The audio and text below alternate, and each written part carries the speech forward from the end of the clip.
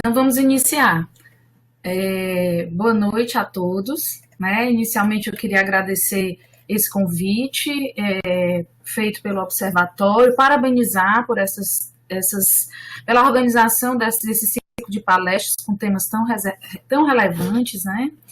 E agradecer o convite para mediar essa importante discussão sobre saúde do trabalhador e o papel da universidade no cenário atual. Né? E também queria agradecer a presença de todos os participantes e ouvintes. Tá? E para introduzir o tema, eu queria falar um pouco da importância da defesa da saúde e da vida dos trabalhadores nesse cenário. Né? Nós nunca falamos tanto de contaminação, adoecimento, morte dos trabalhadores, riscos ocupacionais, equipamentos de proteção individual, né?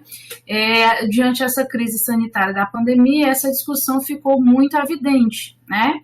Mas nós pouco discutimos sobre as condições e a organização do trabalho.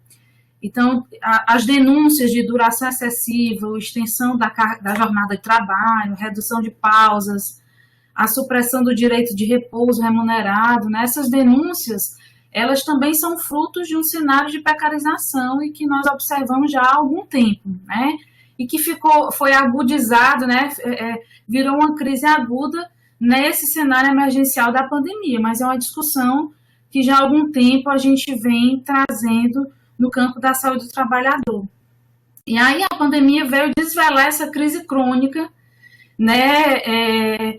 Que vem passando a saúde do trabalhador, desde por exemplo, da lei da terceirização, né, a recente reforma trabalhista, o corte, né, da saúde que congelou os gastos públicos por 20 anos previstos, né, na emenda constitucional, a 95/2016, a revisão orçamentária de 2019, que reduziu 6 bilhões na receita prevista para a saúde.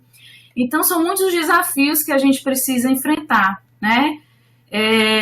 Desde a dificuldade do reconhecimento da dimensão do trabalho como determinante de saúde, e aí nós vimos essa recente discussão sobre os casos de contaminação pelo coronavírus, se eram ou não considerados ocupacionais, e para nossa felicidade foi revogado pelo TSE. Enfraquecimento dos coletivos de trabalho, né, dos sindicatos e do controle social, sobretudo após a recente reforma trabalhista, as subnotificações e a baixa qualidade das informações do sistema de informação e a invisibilização da saúde mental, né, dos trabalhadores, que neste momento ficou muito evidenciada e a gente pode perceber uma dificuldade da organização da assistência, né, a esses trabalhadores em intenso sofrimento psíquico, e aí ficou muito claro para nós que há uma pouca articulação nos serviços para atender essas demandas, né? Então, eu considero esse encontro muito importante para a gente refletir sobre, inclusive, o papel da universidade, através do tripé ensino, pesquisa e extensão, né? Como é que pode induzir essas discussões na sociedade, popularizar conhecimentos, e aí eu espero que esse encontro seja muito profícuo nesse sentido, certo?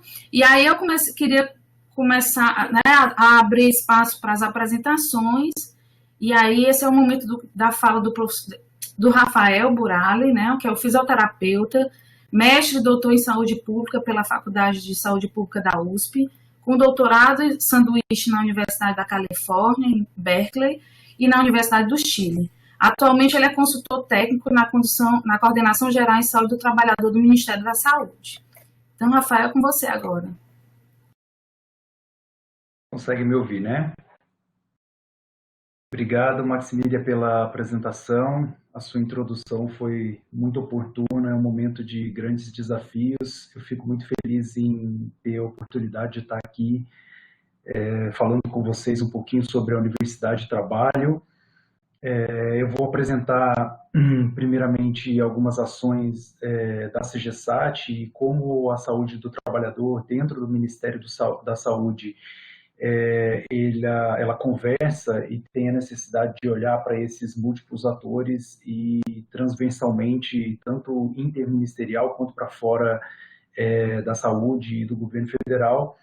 né, como a gente precisa articular para avançar nessas agendas comuns. Então, obrigado pela introdução e pelo convite. Bom, já a apresentação já foi feita, eu coloquei duas fotos aí, uma saiu de ponta cabeça, mas a da esquerda sou eu e a minha esposa, da direita sou eu numa viagem ao Chile, então, só para vocês conhecerem um pouquinho mais, mas já foi apresentado.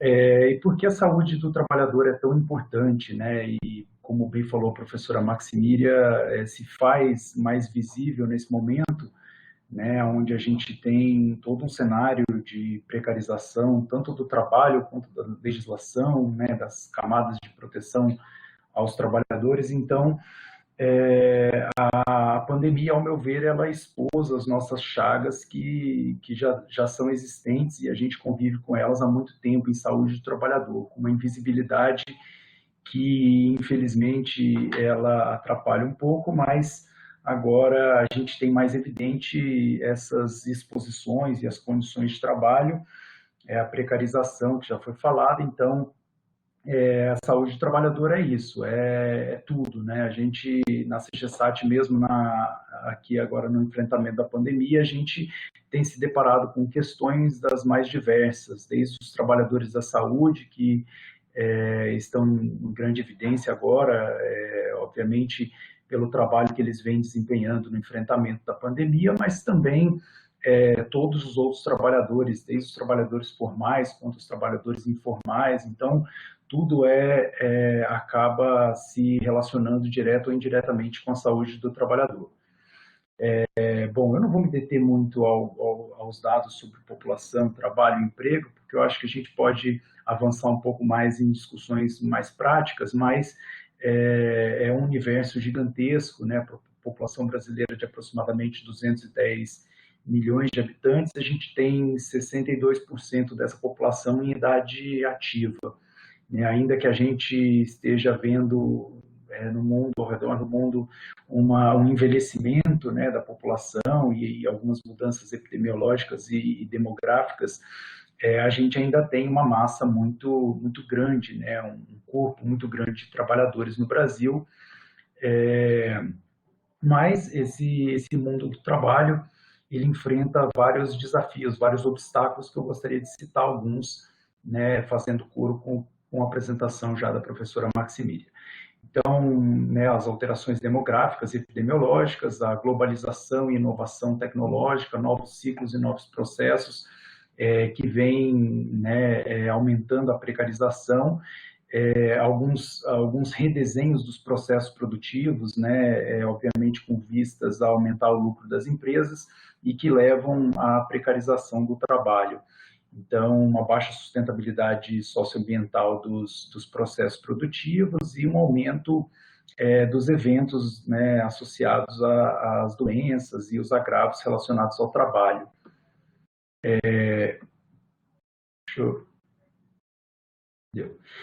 Além disso, a gente tem, né, um cenário de intensas mudanças em instabilidade política, econômica, social.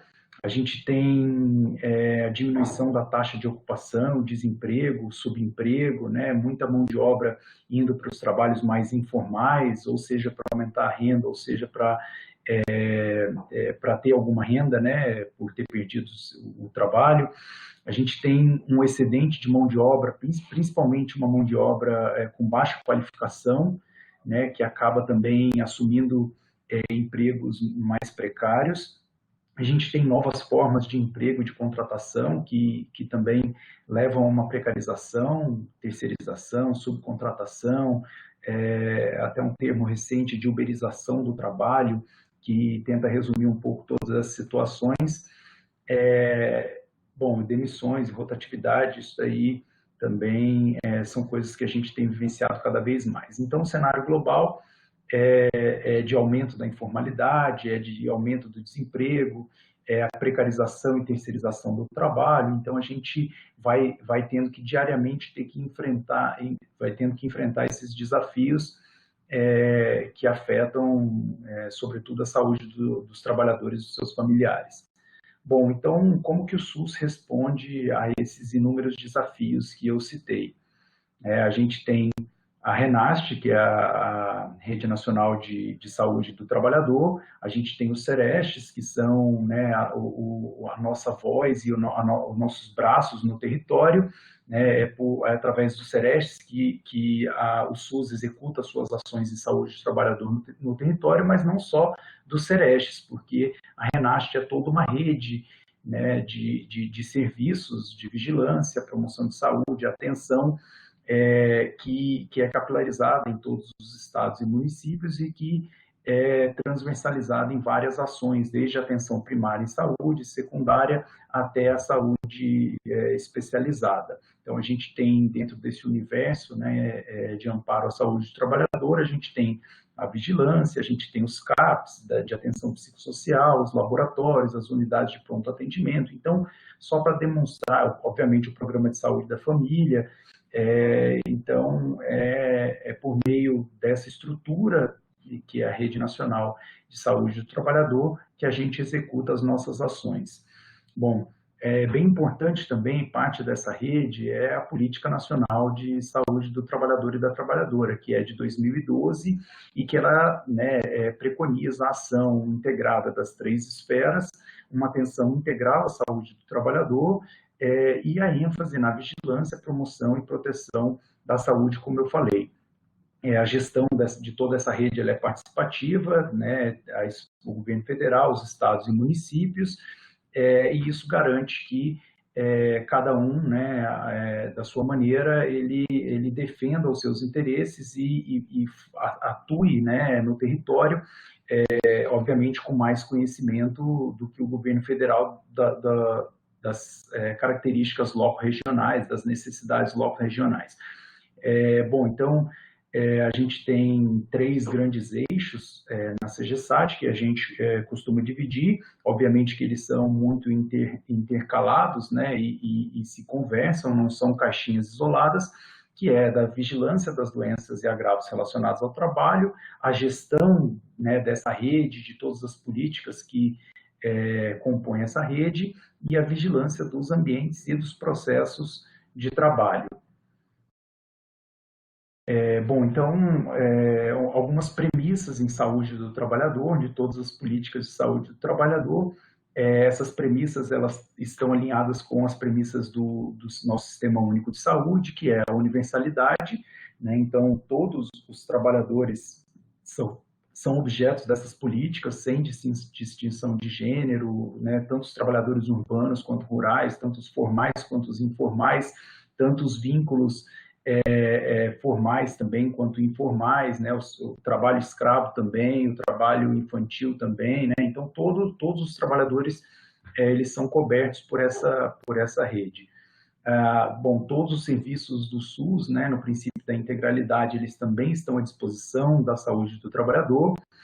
A participação social, que é um dos eixos importantíssimos de construção do SUS, também ele acontece na saúde do trabalhador, né? A descentralização das ações para os territórios, como eu falei, são os territórios que conhecem a realidade melhor do que o governo federal, aqui de Brasília. Uma hierarquização das ações, mas obviamente respeitadas as suas isonomias e as suas particularidades e responsabilidades. A equidade, né, que é importantíssimo, que é a gente tratar diferentemente os diferentes, né, atendendo a cada indivíduo nas suas necessidades, de acordo com as suas necessidades, né, e não promovendo um atendimento igual a todo mundo. Bom, e a precaução, que é sempre se antever ao desconhecido e tomar ações e iniciativas aí para mitigar os riscos. Bom, então, alguns pressupostos dessa Política Nacional de Saúde do Trabalhador é o planejamento integrado, né, considerando as realidades regionais, a unificação desses instrumentos, tanto de registro e notificação dos agravos, usar essas informações, né, registradas e as notificações para análise de situações de saúde, para antever situações de saúde ou para responder a algumas situações de saúde no território, né? Obviamente, isso aí exige uma interação entre as diferentes bases de dados, as bases de trabalho, as bases de previdência social, as bases de saúde, rever periodicamente a lista das doenças e agravos relacionados ao trabalho, com vistas a sempre atualizar essas listas. A professora bem colocou no começo que a gente está tendo um debate em relação ao nexo causal da Covid-19, né? É um tema bastante complexo, é um tema que tem que ser debruçado com muito cuidado, discutido, posto à mesa, com vistas a gente não desamparar, né, os trabalhadores que estão principalmente enfrentando essa pandemia, né, não só os trabalhadores da saúde. Eu sempre tento me referir a eles como trabalhadores dos serviços de saúde, porque a gente amplia o nosso olhar também para os trabalhadores, né, não da saúde, mas que trabalham nos serviços, por exemplo, os seguranças, né, os administrativos, pessoal da limpeza. Normalmente esses trabalhadores são muito vulneráveis porque muitos deles são terceirizados, muitos deles já vivem em condições de vulnerabilidade social. Então, é importante sempre trazer essa discussão das doenças relacionadas ao trabalho para a mesa. Bom, então, um outro pressuposto da saúde do trabalhador é a investigação conjunta, onde as vigilâncias, né, a epidemiológica, ambiental, a saúde do trabalhador, elas conversam, dialogam e tentam encontrar saídas articuladas para os problemas que são comuns. Bom, a gente tem a comunicação e disseminação das informações, isso é um eixo importantíssimo. A partir do momento que a gente demonstra a situação e o que está acontecendo, a gente consegue agregar outros parceiros com múltiplos olhares que consigam, muitas vezes, enxergar situações que a gente não consegue, né? Com uma equipe reduzida e obviamente, com olhares singulares. Então, até dialogando um pouco com o tema dessa mesa, é importantíssimo o papel da universidade. Eu sou acadêmico, estou agora no Ministério da Saúde, né, mas, de maneira geral, a universidade se faz importante e essa articulação é mais do que necessária. Na minha opinião, é urgente entre a universidade e os tomadores de decisão, né, e os governos nas 3 esferas. Bom, a ampliação da capacidade técnica, né, isso aí, essa capacitação precisa ser continuada e precisa ser uma capacitação e uma educação de qualidade. A gente tem as redes de referência e contra-referência, né? Quanto melhor essas redes funcionam, por experiência nossa, melhor são as condições de saúde da população.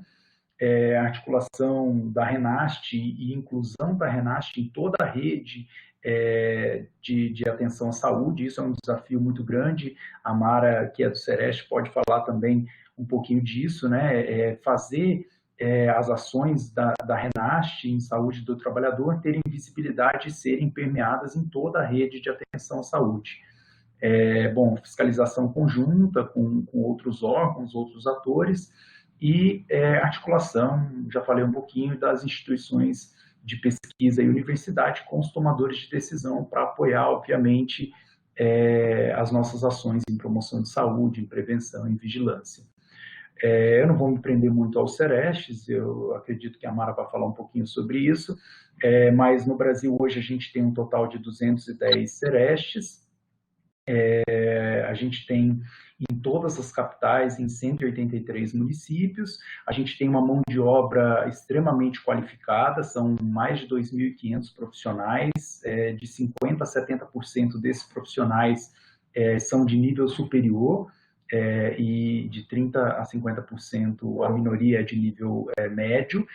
77% são servidores efetivos, então a gente garante com isso, pelo menos na teoria, a continuidade das ações, né, porque são servidores que estão ali à disposição da rede e vão continuar. Bom, e a gente tem algumas ações de alguns eixos estratégicos pelos quais a gente executa as nossas ações. As vigilâncias das doenças e agravos relacionados ao trabalho é um deles, né, que cuida das doenças emergentes, das doenças emergentes, dos acidentes de trabalho, dos transtornos mentais, câncer ocupacional, as intoxicações por agrotóxicos, então uma infinidade de agravos que são aí inclusos no olhar da vigilância, nesses eixos, né?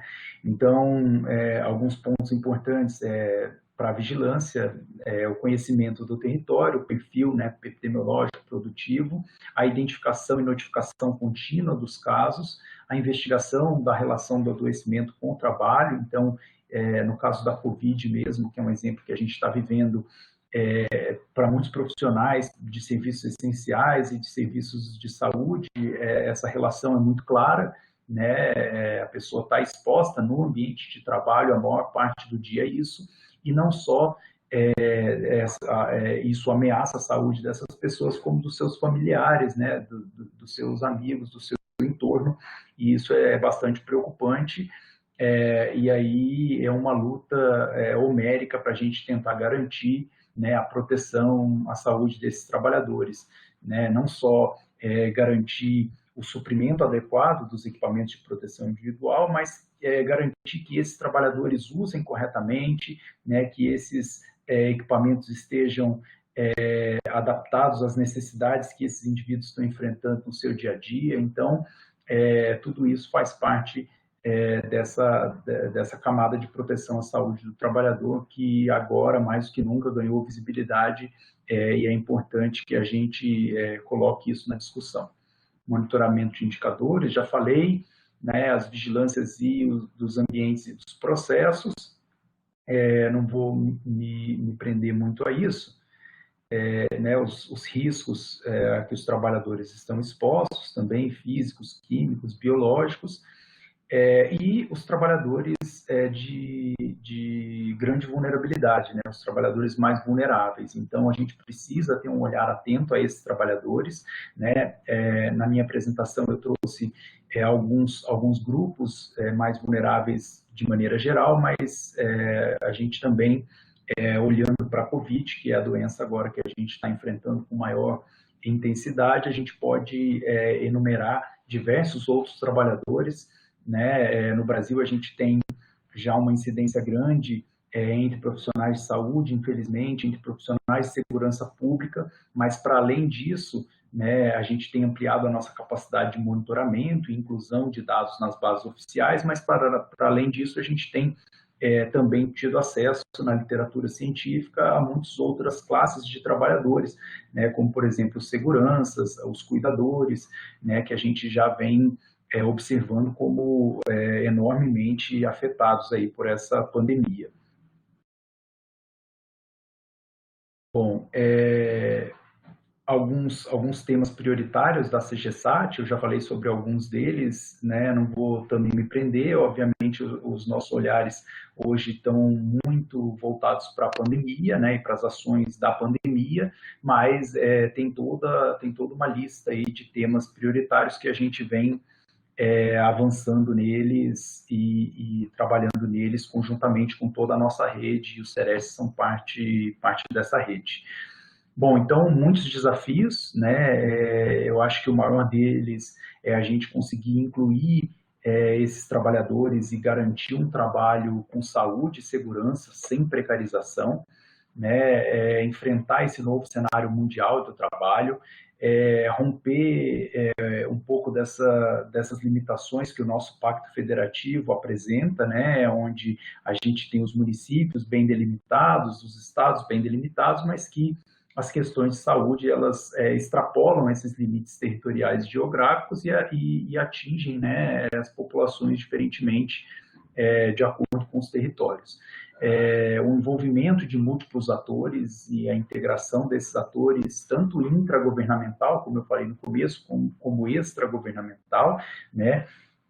As empresas, as ONGs, o terceiro setor, as universidades e os institutos de pesquisa. Então, assim, a minha opinião pessoal é de que ninguém vai resolver esses problemas complexos sozinho. Então, quanto melhor a gente se articular, unir forças com diferentes olhares, a gente consegue avançar mais e mais rápido.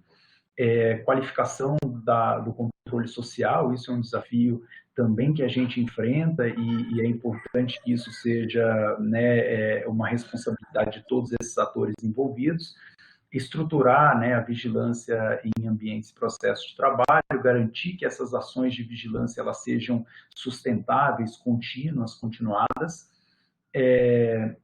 A incorporação da Renate na RAS, já falei, e qualificação da análise e situação de saúde. Essa qualificação tem que ser contínua. Bom, e para finalizar, algumas perspectivas, né, para não ficar só na parte negativa. Então, a gente tem uma expectativa muito grande da gente conseguir superar essa fragmentação das ações e dos serviços em saúde do trabalhador, como eu falei, articulando a rede de atenção, qualificar a gestão do cuidado e atenção, promoção de saúde em toda a rede, fortalecer essas linhas de cuidado, né, identificar novas linhas de cuidado, novas necessidades e, a partir delas, organizar nossas ações nos territórios, incluir os riscos, né, das doenças relacionadas ao trabalho na prática diária da RAS, fazer toda a rede entender que o trabalho é um condicionante e talvez o condicionante mais principal da qualidade de vida, então ele precisa ser colocado em evidência sempre, independente da situação de saúde do indivíduo, entender a vigilância, de maneira geral, como um espaço para a construção da cidadania e da promoção de saúde. E aí eu finalizo, né, e pergunto para vocês se vocês têm algumas outras ideias aí, e a gente abre para o debate para a gente ampliar a discussão. Perfeito. Rafael, agradecemos suas contribuições. Nós vamos deixar para o final para as perguntas, e aí a gente abre para fechamento um outro espaço para a resposta dessas inquietações, tá ok? Então vamos agora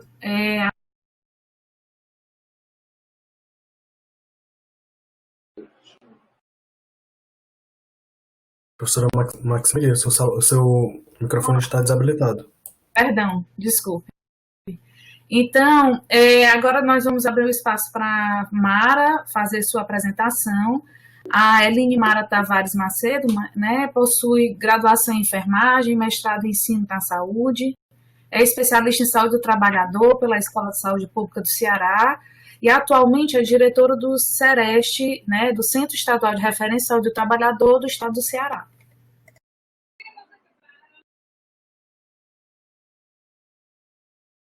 Pode começar. Então, boa noite.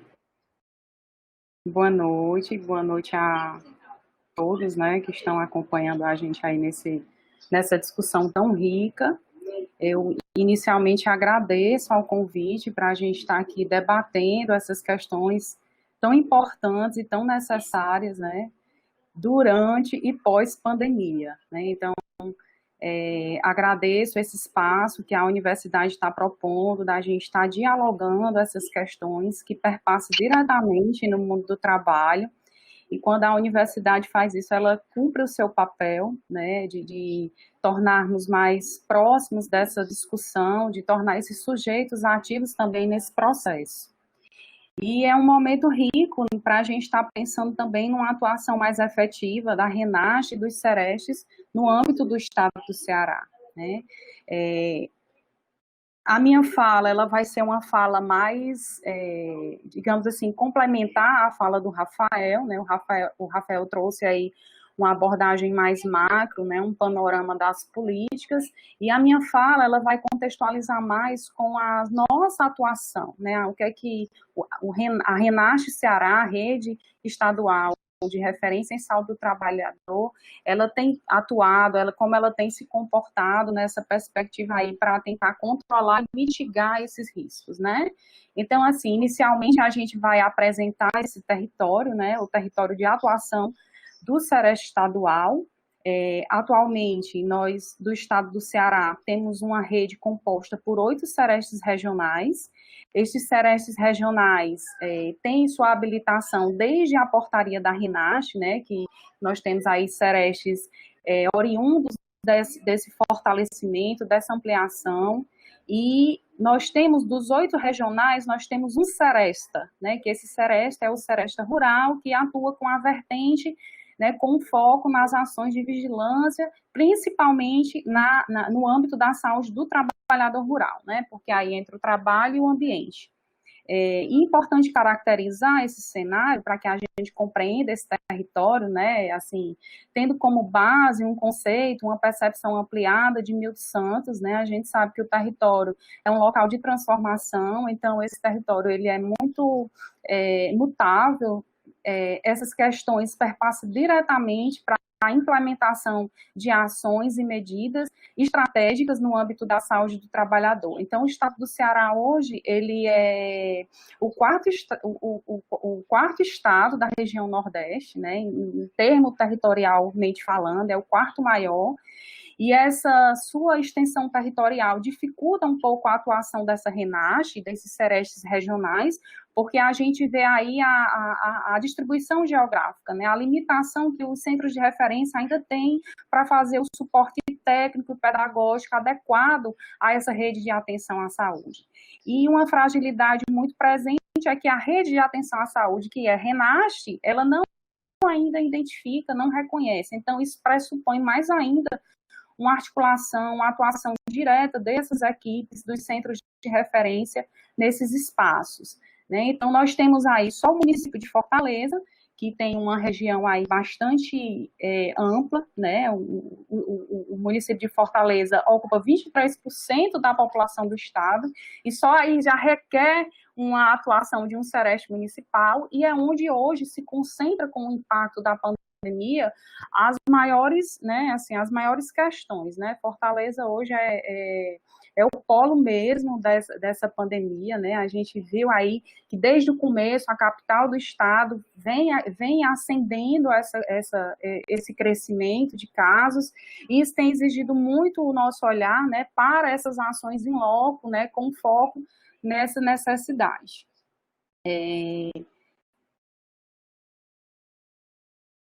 Contextualizando com o que o Rafael já tinha colocado, e aí, para que a gente atue nessa perspectiva de dar respostas a essa pandemia, né, que afeta diretamente o trabalhador, como a professora Maxmira prenunciou no início, né, assim, a gente vê aí que essa é uma luta antiga, os serestes sempre discutiram essas questões, né, isso é uma questão que não é nova, mas a pandemia ela vem desvelar todas essas questões, né, e isso requer que essas políticas públicas, elas de fato se tornem públicas, né? A gente precisa ter a garantia do direito, o acesso a essa vigilância que está lá preconizada nessa portaria, que é uma das normativas principais para a atuação do SEREST, ela é de 98, né? E aí ela já traz esse olhar novo, que é uma vertente muito mais ampla, uma atuação transdisciplinar, porque a gente deve entender que o objeto de atuação dos serestes, o foco dele, né, eu digo assim, o fio condutor dessas ações é a vigilância em saúde do trabalhador.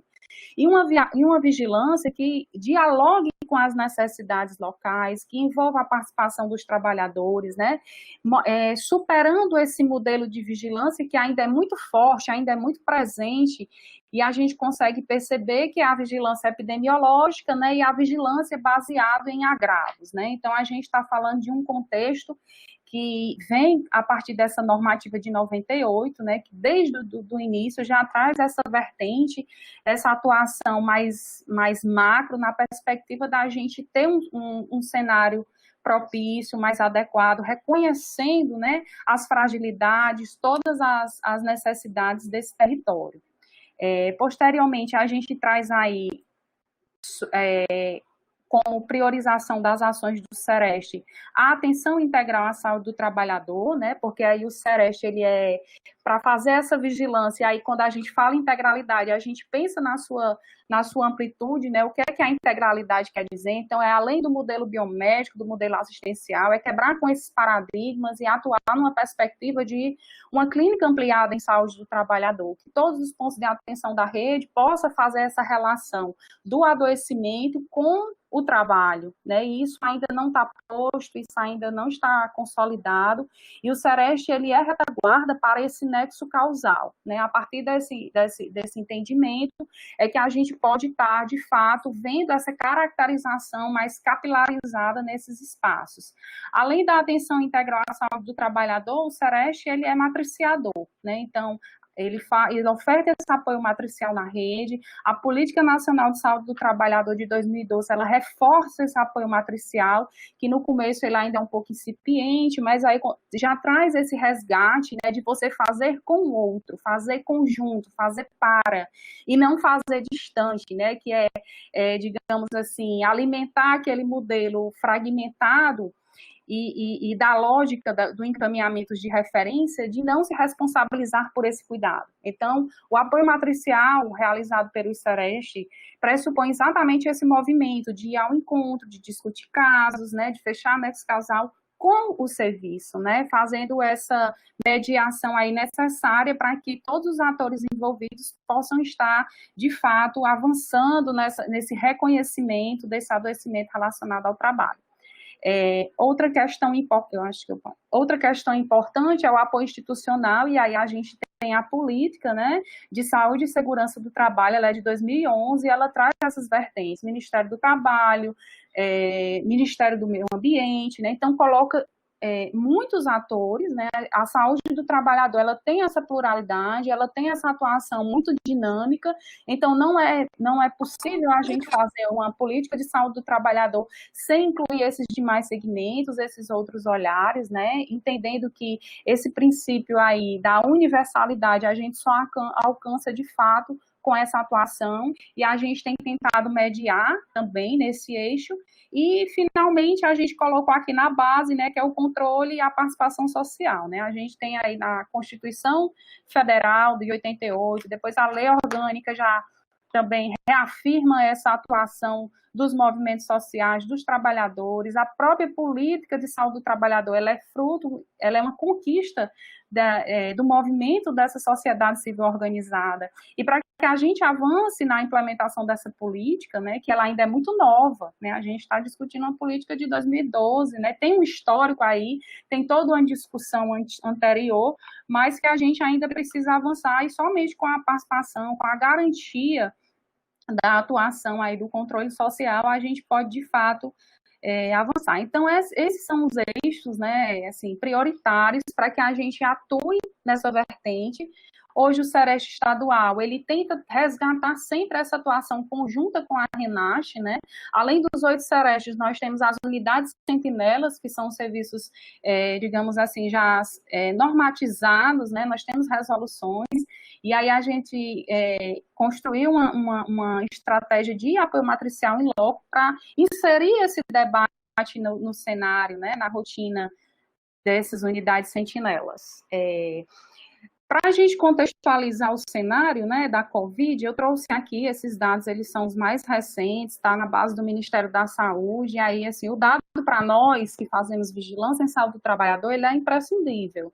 A gente precisa da caracterização desse cenário, a gente precisa compreender o que é que esses números revelam, né, e aí a gente vai fazendo os nossos estudos, e aí para que vocês tenham esse conhecimento, a gente vê aí, né, a quantidade de casos no estado do Ceará, hoje o primeiro estado do Nordeste, né, com maior número de casos e óbitos de Covid. Depois vem a região Nordeste como a segunda maior também de casos de Covid, né, só perde para o Sudeste, né, e por fim aí a gente vê o Brasil, né, que contabiliza aí esse quantitativo ainda exorbitante, que nós ainda estamos na perspectiva de que com essas novas medidas, né, de isolamento, na flexibilização da abertura dessas atividades econômicas, a gente consiga controlar esse cenário responsavelmente. É assim que o Sereste também tem atuado nessa perspectiva. Com relação ao monitoramento dos trabalhadores, né, e aí o Rafael já colocou bem, isso é uma necessidade da Renasce, e aí eu falo não só enquanto Ceará, que é uma fala bem coletiva, os sistemas de informações, eles estão longe de expressar a saúde do trabalhador, né? Apesar, nós temos aí uma portaria muito recente, lançada pela CGSAT, é de março desse ano, que já coloca que todos os sistemas de informação do SUS têm que ter o campo ocupação e o ambiente de trabalho, né? Inclusive coloca como um campo obrigatório, porque hoje esse campo ele é essencial, ou seja, ele não é preenchido, e aí a gente tem tido essa dificuldade, principalmente nos sistemas que notificam a grave como Covid, que é o SUS-VE, que notifica casos de síndrome gripais, e o CIVEP-Gripe, né, que são as síndromes respiratórias agudas graves, e desses sistemas, o estado do Ceará só contabiliza, de fato, o SUS-VE, que é o que está aí, né, que vocês conseguem perceber. Esses totais de trabalhadores, a gente tem uma gama, um universo de trabalhadores de saúde, não está restrito às 14 profissões, né, e ainda é um dado que ainda está um pouco mascarado, porque quando a gente vai começar a fazer as análises e cruzar os dados, a gente percebe que quando faz esse preenchimento, que ele, na notificação, ele faz essa pergunta: é trabalhador de saúde? É profissional de saúde? Sim. Se fosse você insere a ocupação. Então, na inserção da ocupação, existe uma limitação, né? Não se tem todas as categorias ali que já estão previstas na lista do Código Brasileiro de Ocupação, que é o CBO. Isso também é outra questão que a gente precisa avançar, né? Para que a gente precisa que esses sistemas aí realmente tragam essa realidade do mundo do trabalho, que possa também estar subsidiando, né, para a tomada de decisão. Então, a gente tem esse cenário hoje, esse cenário são de trabalhadores da saúde com síndromes gripais, né, nessa perspectiva, a gente vê que tem muita subnotificação, né, a gente não pode negligenciar uma questão que é evidente, né, os relatos, eles estão na mídia, né, os relatos a gente escuta sempre chegar até nós, né, enquanto centro de referência em saúde do trabalhador, por meio do sindicato, por meio da voz do trabalhador que busca esse serviço através do e-mail, colocando esses relatos, né, morte de maqueiros, morte de técnicos de enfermagem, morte de atendentes, né, de motoristas, de condutores de ambulância. Isso tudo a gente ainda precisa avançar para dar visibilidade para essa questão que é crítica, né? E quando a gente vai avançando nessa discussão, a gente vê, né, assim, que o estado do Ceará hoje, né, com 4 vigilâncias, nós temos a vigilância sanitária, epidemiológica, ambiental e saúde do trabalhador.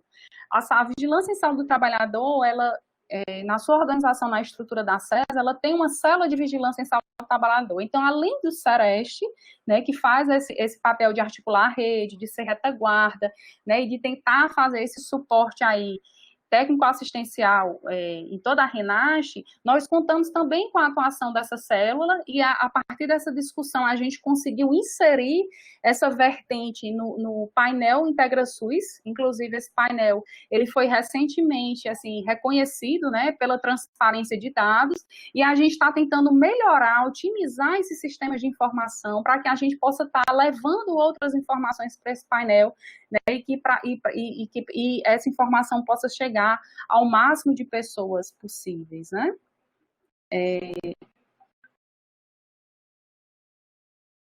Com relação às ações, né, do que a gente tem desenvolvido, e na perspectiva de ofertar esse cuidado, né, como eu ressaltei, né, sempre em conjunto, né, tentando ver essas questões, a gente estratifica isso, né, em 3 linhas, né?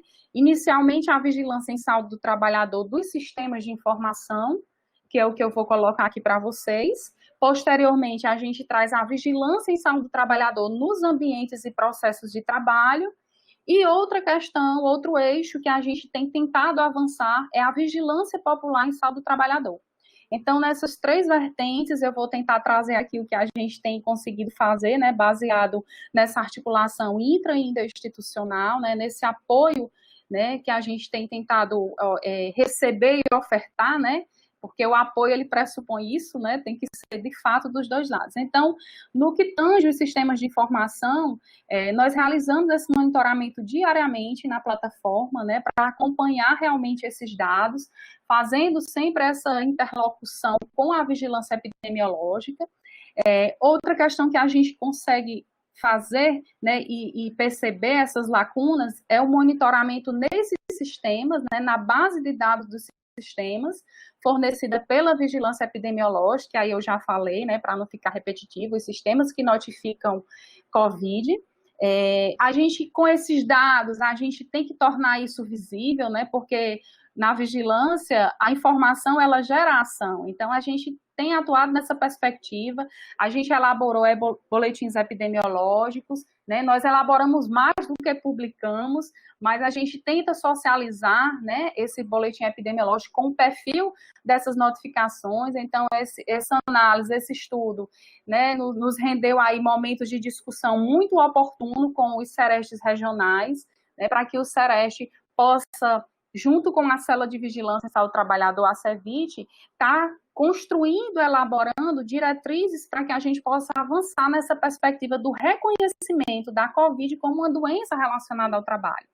Então, foi exatamente essa nota técnica, né, que foi colocada, que todos esses casos que são relacionados ao trabalho, principalmente dos trabalhadores de saúde, porque o nexo está posto, outras categorias terá que ser feita uma anamnese ocupacional, uma investigação desse processo para que você possa, de fato, estabelecer o nexo.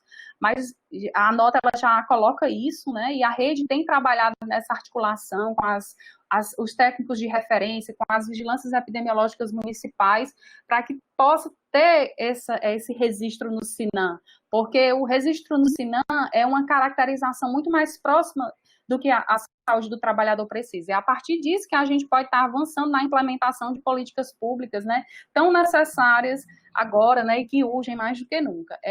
Elaboramos também nota técnica para a orientação de profissionais de saúde e gestores, né, e nessas notas a gente colocou bem a questão para além de EPI, porque, de fato, o que está em evidência hoje é a escassez do EPI, mas enquanto campo de saúde do trabalhador, nós temos um olhar multicausal, nós temos que pensar em EPC também, equipamentos de proteção coletiva, e nessa nota a gente traz toda essa discussão, né, e provoca que o trabalhador ele tenha esse olhar para o ambiente, né, e para o cuidado com essas questões, desde espaços de refeitório, né, de paramentação, de desparamentação, o ambiente de dormitório. Então, todas essas questões a gente colocou nessa nota técnica.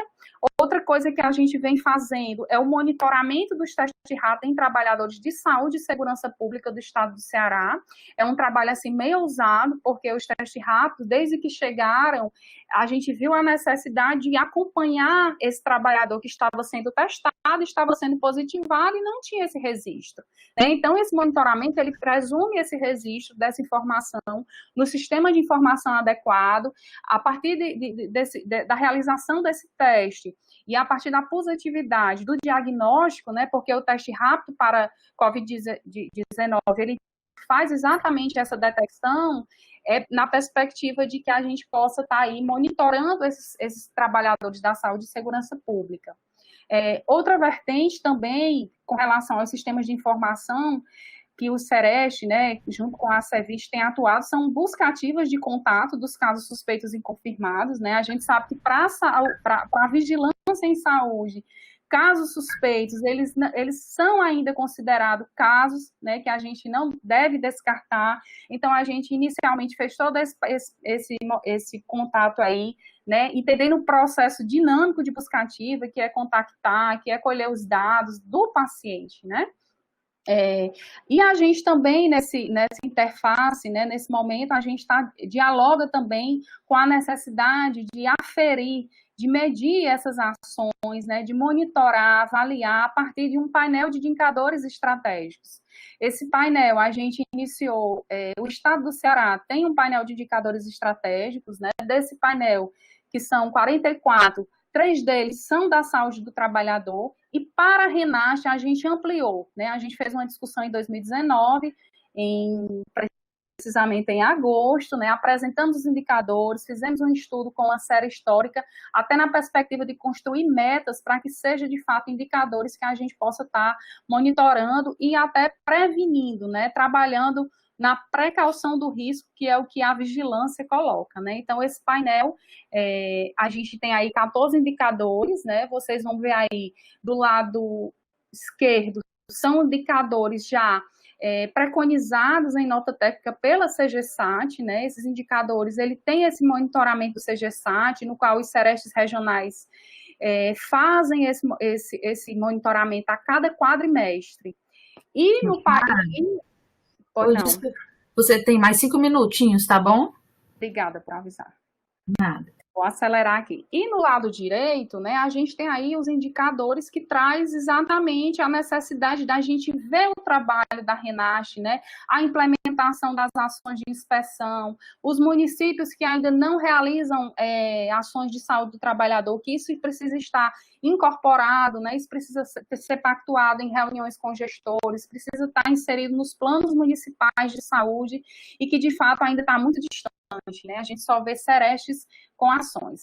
Outra questão que a gente vem atuando são as inspeções no ambiente de trabalho, e aqui, sem muitas delongas, né, a gente tem uma parceria muito boa com o Ministério Público do Trabalho, né? A gente, quando recebe demandas e quando eles recebem, eles já fazem essa interlocução na perspectiva de que a gente vá com um olhar de vigilância em saúde, né? Esse olhar amplo aí que vai além de medidas de higiene e medidas de fiscal, né? Então, a gente tem feito esses atendimentos, essa atuação conjunta, inspeções em ambientes de trabalho com a vigilância sanitária, a vigilância ambiental e a CEVIT, que é a Vigilância Saúde do Trabalhador, conjunto com os serestes, atendendo às denúncias que o sereste tem recebido. Então, empresas de call center, empresas de materiais logísticos, né?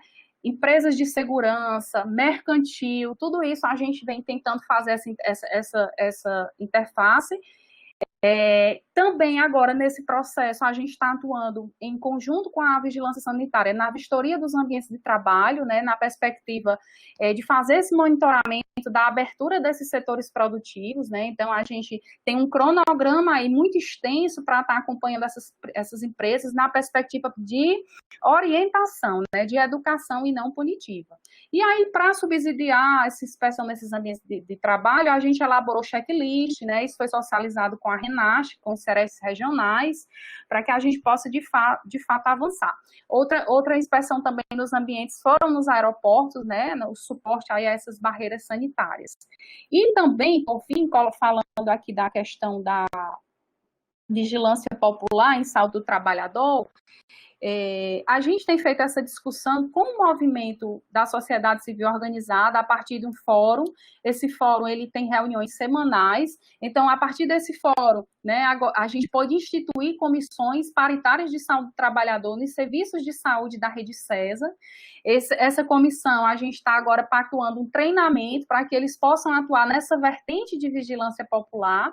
Além disso, a gente está atuando em atuação conjunta na aplicação dessa pesquisa, que foi um instrumento que a gente elaborou por meio de uma ferramenta de fácil manuseio para esses trabalhadores estarem reconhecendo esses riscos, e aí isso já gerar uma informação para implementar ações, né? A questão também do recebimento de denúncias, como eu falei, o controle social, ele tem sido muito ativo nesse processo, sempre nos traz demandas e a gente sempre tentando responder. Outra articulação importante para a perspectiva da vigilância popular com a Secretaria de Desenvolvimento Agrário no estado do Ceará, tem muito presente essa questão da agricultura familiar, né, do semiárido, e a gente precisa ter esse olhar ampliado para esses trabalhadores. E dois canais importantíssimos que podem atuar nessa perspectiva de vigilância popular, que no momento está parado, mas a gente já constituiu, né? Um é o Conselho Gestor do Sereste, a sua resolução foi aprovada agora em março, né, porque ele passou um tempo aí inativo, e outra é a Comissão Intersetorial de Saúde do Trabalhador e da Trabalhadora, né, que já são espaços institucionalizados do controle social. Por fim, eu trouxe aqui essa amplitude, né, como a gente tem tentando caminhar também com relação ao apoio institucional, então essa parceria com as instituições de ensino superior, né, a gente tem atuado aí nessa perspectiva de retaguarda, além da retaguarda técnica para o SUS, mas principalmente para as universidades, né, a UFC, que a gente pode estar produzindo aí alguns materiais, a própria UES, né, que a gente tem feito aí um debate muito bom com relação à saúde mental dos trabalhadores para egressos do RENASCE, que é um mestrado profissional na atenção primária, e são profissionais que têm muitas queixas, né, e que não ficou tão evidente essa atuação da atenção primária, e também outros projetos que versam com o campo da saúde do trabalhador, né, que são atuações assim mais amplas, né, trabalhos no campo da pesquisa, né, e a gente começa a ter também essa inserção nesses espaços, né? A gente acredita que são pequenas ações que a gente vai conseguindo aí transformar grandes coisas, né? Então, aqui são alguns desafios que eu trouxe. Ainda tem tempo? Não, acho que agora já é para o encerramento, Mara, porque já estamos a mais de 5 minutos, tá bom? Tá, ok. Então, assim, para a gente finalizar, né, assim, a minha fala que eu tinha era essa,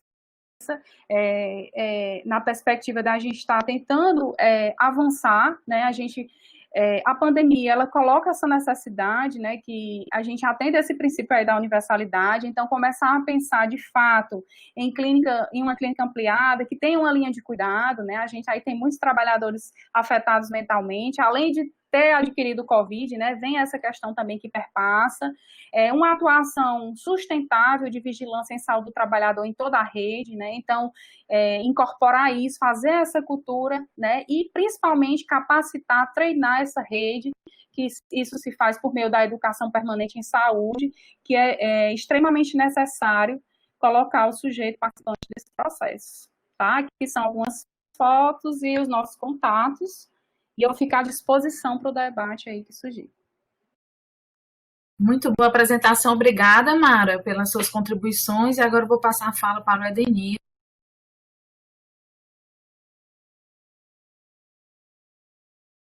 Max, o microfone está desligado. Desculpa, gente, eu sempre esqueço.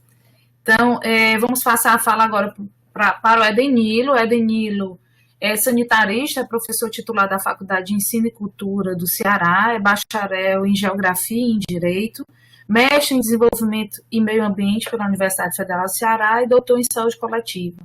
É analista de dados da Fundação Itaú, Todos pela Saúde, membro do Observatório de Políticas Públicas, que é ligado ao Programa de Pós-Graduação em Saúde Pública da UFC. Então, Edenilo, a fala agora é com você.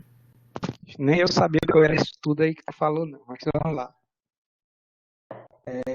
Me agradecer, né, a oportunidade de estar aqui presente, agradecer a Carmen, em especial, pela construção desse espaço de debate tão importante nesse momento de distanciamento que nós estamos vivendo, né, ressaltando a importância e o papel da universidade nessa perspectiva.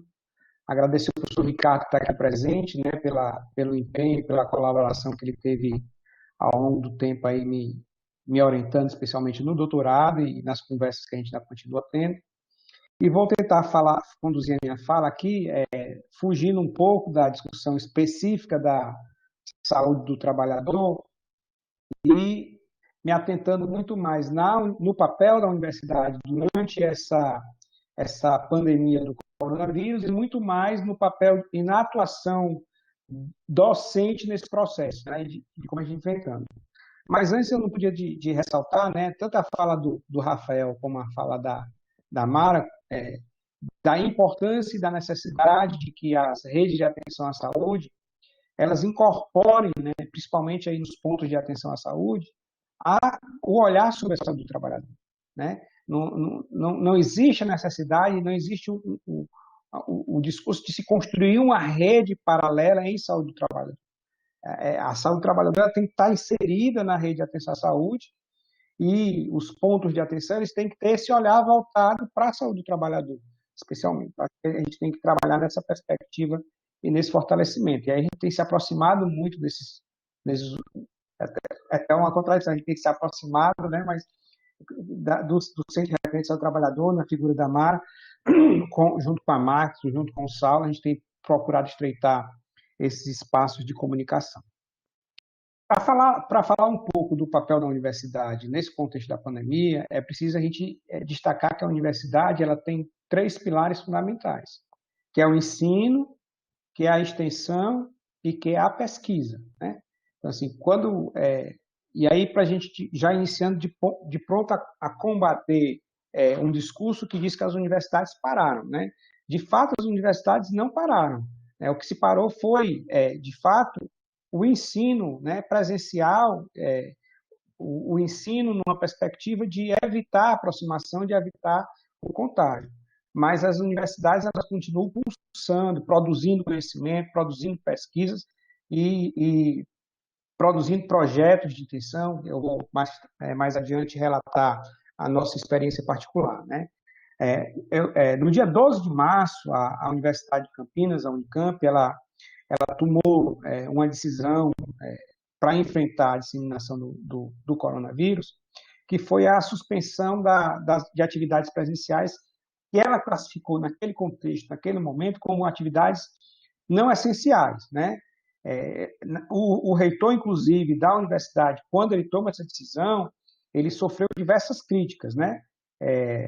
Elogios, né, de um lado, e críticas de outros, críticas principalmente de alguns governos, de alguns setores em específico. Diversas universidades e depois, inclusive, diversos governos estaduais, diversos governos municipais, eles logo seguiram o mesmo caminho, né, pois a pandemia, pois o avanço do coronavírus, ele tomou um ritmo cada vez maior no país, cada vez mais acelerado. E aí eu vou resgatar uma discussão que nós fizemos no dia 16 de março, no Departamento de Saúde Comunitária, como nós tínhamos logo em seguida uma reunião do colegiado da Faculdade de Medicina para se posicionar, para ter um posicionamento dentro da Universidade Federal do Ceará, como seria o enfrentamento da pandemia. Naquele dia 16 de março, o colegiado do Departamento de Saúde Comunitária tinha um entendimento que nós não tínhamos indicadores epidemiológicos suficientes que norteassem uma suspensão das atividades acadêmicas naquele contexto, naquele momento. Mas logo em seguida, nós saímos da reunião, fomos para a reunião do colegiado da Faculdade de Medicina, e a decisão do colegiado da Faculdade de Medicina foi por suspender as atividades, emitindo uma nota técnica que depois subsidiou a própria Universidade Federal do Ceará, orientando os demais cursos a suspenderem as atividades naquele período. Fazendo um resgate e fazendo uma retrospectiva, eu acho que a decisão correta foi a do colegiado da Faculdade de Medicina naquele contexto. É preciso a gente amadurecer, é preciso a gente refletir e voltar, inclusive em algumas concepções, mesmo que a gente estivesse naquele contexto fundamentado em indicadores epidemiológicos que estavam evidentes, podiam existir uma disseminação e indicadores que ainda não tinham sido evidenciados naquele contexto e que, se a gente não tivesse suspendido as atividades naquele momento, talvez tivesse ocorrido uma situação, do ponto de vista epidemiológico, pior do que a gente enfrentou, né? E do que a gente ainda está vivenciando, em especial em Fortaleza e em especial no estado do Ceará, né? E naquele contexto, imediatamente a gente iniciou uma discussão sobre a possibilidade de manutenção das atividades didáticas, né? E aí a gente começou a questionar como proceder, né, para mudar de forma tão rápida, tão ágil, baseada o que a gente construiu historicamente em aulas presenciais, para um modelo de atividades remotas, de atividades à distância. Como fazer isso, como proceder isso dentro da Universidade Federal do Ceará, né? Dentro especificamente da Faculdade de Medicina, que a discussão era interna na Faculdade de Medicina. E aí surgiu uma série de indagações, por exemplo, como garantir o pleno acesso digital a estudantes que não dispõem de bons equipamentos, de acesso à internet, ou mesmo de um local apropriado para estudar. Porque, assim, se a gente pegar os últimos anos, né, a universidade e também o curso de medicina da Universidade Federal do Ceará e de outras universidades federais, o perfil socioeconômico do estudante de medicina, ele mudou completamente. E ele mudou em função de uma política de cotas que foi construída e que foi garantida para justamente assegurar aquelas pessoas que tinham condições desiguais de concorrência pudessem também projetar na sua vida uma melhoria através de uma ascensão, de uma entrada na universidade. E a política de cotas ela é essencial nesse processo, num país tão desigual, tão injusto como é o nosso, do ponto de vista regional, do ponto de vista social, do ponto de vista ambiental, de uma série de dificuldades. Não tem como discutir meritocracia num país tão desigual como o nosso. As pessoas não têm as mesmas condições de concorrência. Então, se não tem as mesmas condições de concorrência, a gente não tem como falar em meritocracia nessas condições. A gente parte desse pressuposto de como a gente manter as atividades remotas se eu tenho uma diversidade de alunos. Eu lembro que a gente discutia na universidade, aí a gente discutindo em função da nossa disciplina, né, eu com a professora Maximília, com o professor Saulo, como nós manteríamos as nossas atividades ao longo do semestre e como nós manteríamos as nossas atividades através dos projetos de extensão, das nossas pesquisas que nós desenvolvimos, como manter de fato os estudantes, os alunos animados, os alunos engajados, e a gente foi criando uma série de alternativas, mas sempre levando em consideração o cuidado com o aluno, a atenção com o aluno, a preocupação com o aluno. Por quê? Porque a gente sabia das dificuldades, a gente sabia das diferenças sociais que esses alunos enfrentavam. Inclusive alunos de outros estados que vieram residir aqui e que não puderam retornar para os seus estados em função da dificuldade de deslocamento. Tudo isso caiu no nosso colo, sem nós estarmos preparados. E aí a gente discute de uma outra perspectiva o papel da universidade, o papel do docente, de buscar uma aproximação com o aluno. Olha só, durante a pandemia, a preocupação inicialmente se deu apenas com o processo de contaminação, de adoecimento com o coronavírus. Mas nós sabemos, né, e nós discutimos isso no nosso grupo de trabalho, uma preocupação muito grande com a saúde mental das pessoas, com o adoecimento mental dos alunos, com o adoecimento mental dos professores, né? Nós saímos de uma rotina muito bem estabelecida, de uma rotina muito bem amadurecida, de uma rotina muito bem planejada, para não rotina, ou para uma criação de uma nova rotina. E, de repente, como é que nós vamos enfrentar isso? Como é que nós vamos conviver com isso? Né? E aí foi uma discussão que durou um mês, 25, 30 dias, de saber se nós suspenderíamos ou não as atividades, se manteríamos ou não as atividades remotas. De fato, as aulas presenciais elas foram suspensas, né? Inicialmente tivemos um motivo, uma discussão interna para se continuar com essas atividades, mas de fato elas foram suspensas. Só para a gente ter uma ideia, das 69 universidades federais existentes no país, saiu uma reportagem dizendo que 6 universidades estavam tendo atividades remotas em função de uma portaria publicada pelo Ministério da Educação que autorizava a realização dessas atividades. E aí, é uma surpresa que uma das universidades citadas é a Universidade Federal do Ceará, que nós conhecemos que, de fato, a universidade não teve a manutenção dessas atividades remotas. Alguns cursos, né, eles tiveram a manutenção dessas atividades remotas, e aí eles continuaram com essas atividades remotas, mas a universidade de fato, não manteve essas atividades remotas, né? Então, isso representa em torno de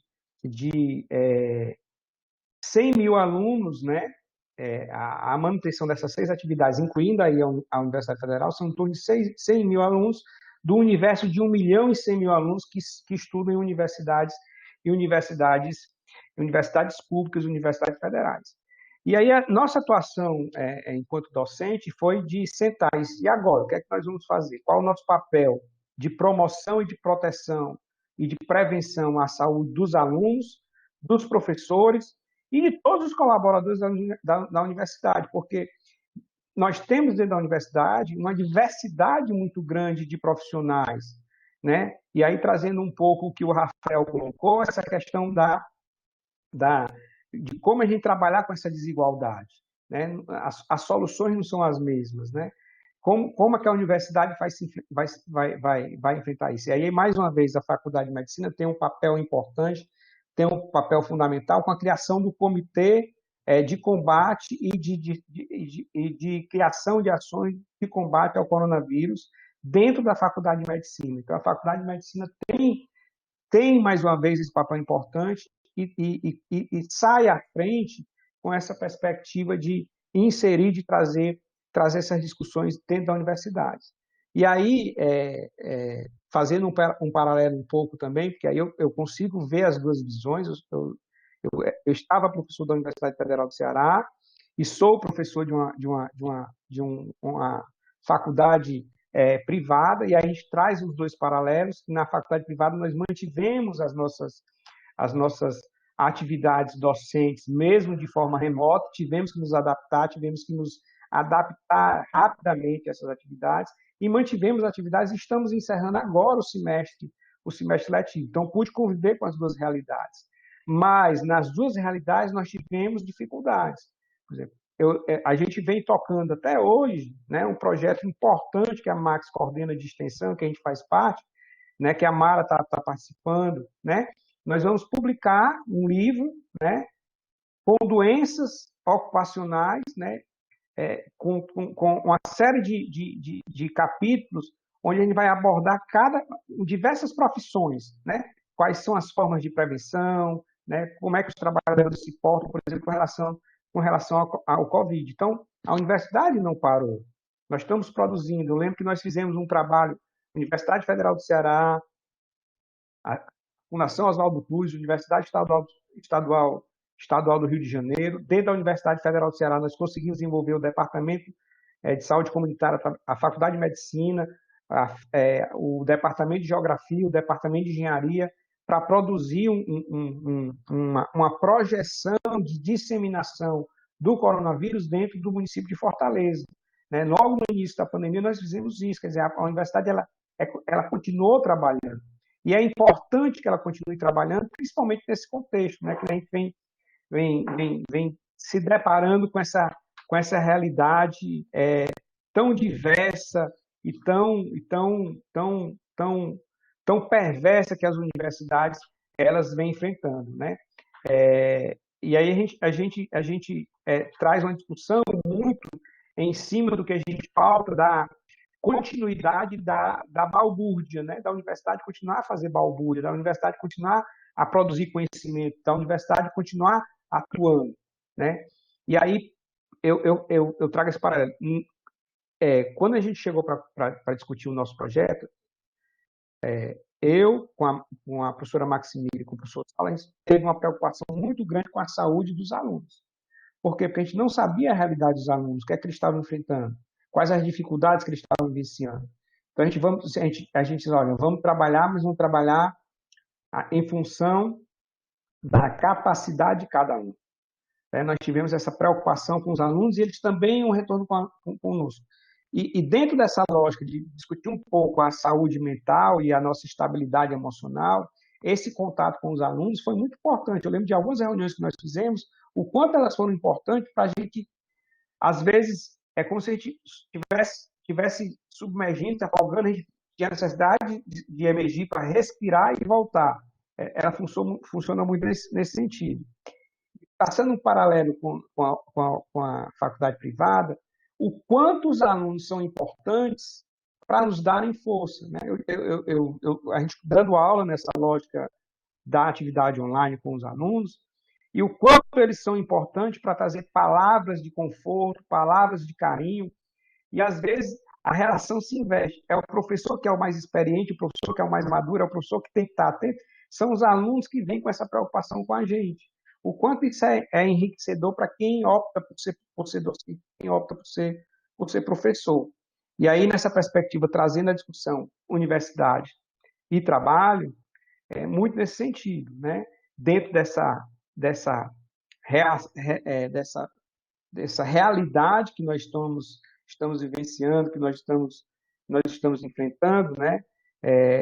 Nós temos alguns exemplos de universidades que incentivaram. Por exemplo, a Faculdade de Medicina, ela destinou um recurso próprio interno da faculdade para editar de pesquisa, né, de enfrentamento ao Covid, né? Nós tivemos antecipação da formatura, da colação de graus de alunos da medicina para já atuarem no enfrentamento ao Covid. Então, quando a gente fala da relação universidade-trabalho, a gente fala desta relação. Eu acho que o importante é, de fato, a gente evidenciar que a universidade não parou. A gente tem que confrontar esse discurso de que as universidades federais, elas pararam, né? Que nós os servidores públicos, são parasitas do Estado brasileiro. São parasitas que produzem, são parasitas que enfrentam, são parasitas que, de fato, trabalham em prol da sociedade, né? Fazendo produção científica, produzindo em um espaço curto de tempo. Nós estamos, lógico, organizando com diversos colaboradores um livro em menos de 45 dias. Então, isso é produção científica, isso é produção acadêmica, é isso que a universidade tem que estar enfrentando, de fato, tem que estar trazendo em pauta, tem que estar discutindo. Quando a gente fala da relação universidade-trabalho, é nessa perspectiva, é nesse contexto, é nessa situação. E aí a gente faz uma relação com as falas, tanto do Rafael como com a fala da Mara, de apoio a essa rede de atenção à saúde do trabalhador. A gente vem construindo essa aproximação. A gente tem um papel importante nisso, a gente reconhece esse papel. Eu acho que nós buscamos essa aproximação com a Secretaria de Saúde. Acho que a universidade tem esse papel, tem essa obrigação de buscar essa aproximação, de buscar essa contribuição, e a gente espera que depois que toda essa situação ela seja superada, ela seja evidenciada, a gente consiga de fato cumprir com o papel de se aproximar do sistema de saúde, de contribuir com o fortalecimento do sistema de saúde. Porque algumas certezas nós temos dessa pós-pandemia, né? Certeza de que o Estado brasileiro ele não conseguiria dar resposta sem um sistema único de saúde. Esta é uma certeza, né? Nenhum sistema de saúde do mundo está preparado para uma situação essa como nós enfrentamos, né? Mas o Sistema Único de Saúde está conseguindo dar a resposta para isso. A segunda certeza é que nós não podemos viver sem um Estado forte, né? Esse discurso liberal, esse discurso neoliberal, ele não encontra fundamento, mais uma vez, num Estado tão desigual como o nosso, num país tão desigual como o nosso, com desigualdades sociais tão gritantes e tão marcantes. É preciso, sim, ter a presença de um Estado forte, de um Estado que intervenha no sentido de garantir uma série de direitos que estão previstos no texto constitucional. Não dá para flexibilizar isso. E aí precisa a gente, enquanto sociedade, nos organizarmos e buscarmos essa cobrança. E uma outra certeza é que nós não sairemos iguais. Não sei se melhores, não sei se piores, né? Mas nós não sairemos iguais dessa situação, né? Cada um vivendo na sua realidade, né? Até um discurso que eu aprendi esses dias, né? Que as pessoas dizem que nós estamos no mesmo barco, né? E uma pessoa disse que não, nós não estamos no mesmo barco. As pessoas não estão na mesma realidade. Cada um está no seu barco, né? Cada um tem suas particularidades. Uns conseguem enfrentar essa situação com mais comodidade, outros não conseguem enfrentar sem ajuda, outros precisam de ajuda. Então, é uma coisa que eu aprendi nesses últimos dias, foi isso, né? A gente escutava, mas todo mundo está no mesmo barco. Não estamos, nós não estamos no mesmo barco. É muito comum, é muito cômodo para quem está bem querer colocar os outros todos naquela mesma situação, mas essa não é a mesma situação. E nós vivemos isso com os nossos alunos, né? Nossos alunos não estão no mesmo barco. Então, alguns alunos têm dificuldade, alguns alunos não têm acesso à internet. É uma realidade, né? Alguns alunos não têm acesso a computador, né? Alguns alunos, eu me deparei com uma aluna, né, assistindo a minha aula, a aula de um colega, e a gente discutiu isso, numa casa que tinha um cômodo. Então, ela está assistindo a aula, a mãe dela estava atrás dela, o irmão aparecia. Por quê? Porque a casa tem um cômodo. E assistindo a aula naquele celular que talvez estivesse acessando a internet não sei como, com que recurso. Então, a gente precisa discutir isso. A gente precisa...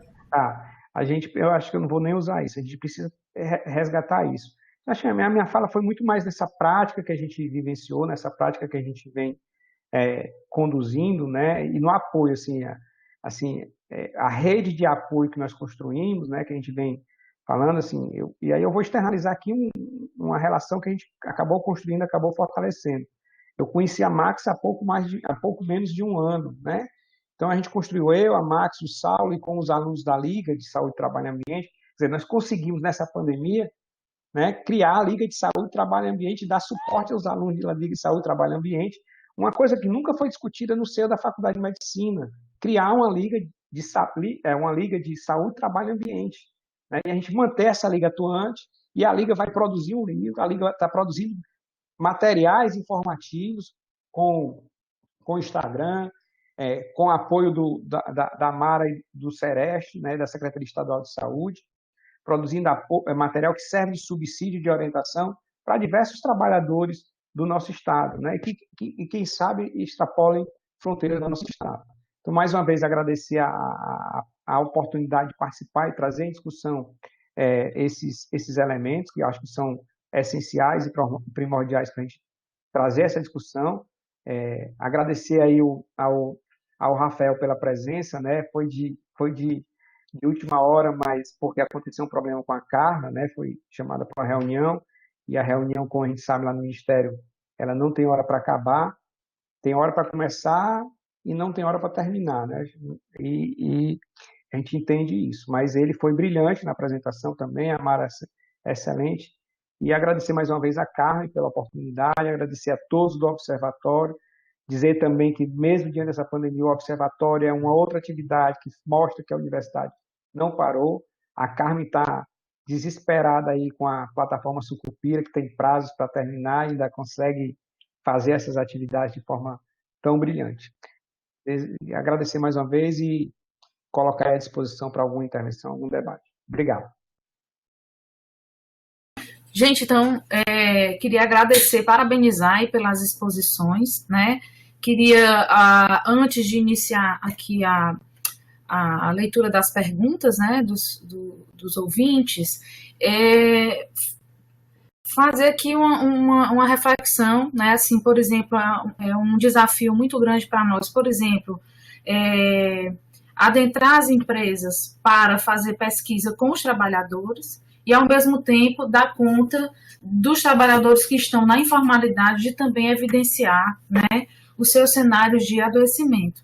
Então, essa fala de como que a Mara trouxe da vigilância popular em saúde, da participação e do controle social, para nós é algo, tem sido uma estratégia, assim, valido isso, Mara, né? E acho que também Rafael já colocou isso na sua fala, eu acho que essa é uma estratégia importante, né? E aí, assim, fortalecer também os conselhos de saúde, né? Os trabalhadores do campo, das águas e das florestas, que precisam também ser visibilizados em seus cenários, as pesquisas, né? E a participação nessas discussões e criações de agendas para dar conta do seu cenário de também precarização do trabalho, né? Acho fundamental, achei muito interessante também a fala do Rafael e também da Mara, e também do Adenilo, né, de todos vocês, nas estratégias, e aí eu coloco a universidade num lugar também estratégico para isso, né, sobretudo quando ela forma os profissionais, para fomentar esse entendimento de que o trabalhador é um condicionante de saúde, né? Então, muitas vezes nós formamos profissionais para naturalizar o adoecimento, né? Então, eu particularmente tenho um certo incômodo quando a gente traz um cenário de pandemia que os trabalhadores de saúde são heróis ou dos serviços, porque dá uma impressão que o enfrentamento para essa realidade é de responsabilidade do trabalhador individualmente, que tem que fazer um esforço sobre-humano, quando, na verdade, nós temos que garantir, né, condições de trabalho em que eles se sintam e estejam devidamente protegidos, né? Então, acho que essa discussão que hoje tem sido muito atual, que é o retorno às atividades, porque há uma dicotomia de que economia e saúde, né, falam de campos opostos, quando isso, no meu entendimento, é uma falácia, porque para a gente enfrentar a pandemia, obviamente a gente precisa da economia, mas a gente não precisa fazer isso às custas da vida e da saúde das pessoas, né? A gente precisa garantir esse retorno, garantindo que o trabalhador esteja protegido, né? E aí, uma discussão que eu acho que, e aí o tripé da universidade, que é ensino, pesquisa e extensão, né? Pesquisa fomentando a construção de conhecimentos, né? E através da extensão e dessas parcerias com Serestes e esses exemplos que a Danilo deu, a gente construiu um e-book tem pessoas do SAMU, pessoas da Prefeitura de Fortaleza, do Sereste, né, de outras universidades, de diversos cenários que possam, né, construir conhecimentos que vão servir para a proteção desse trabalhador no cenário do Covid. Mas, em paralelo, parcerias de pesquisa com o Sereste, por exemplo, né, que a gente tem iniciado para evidenciar os fatores associados ao contexto de trabalho com a infecção ao Covid, né? A infecção enfim, a infecção do Covid, é isso. E aí, essas são as estratégias que eu entendo que a universidade precisa tomar, né?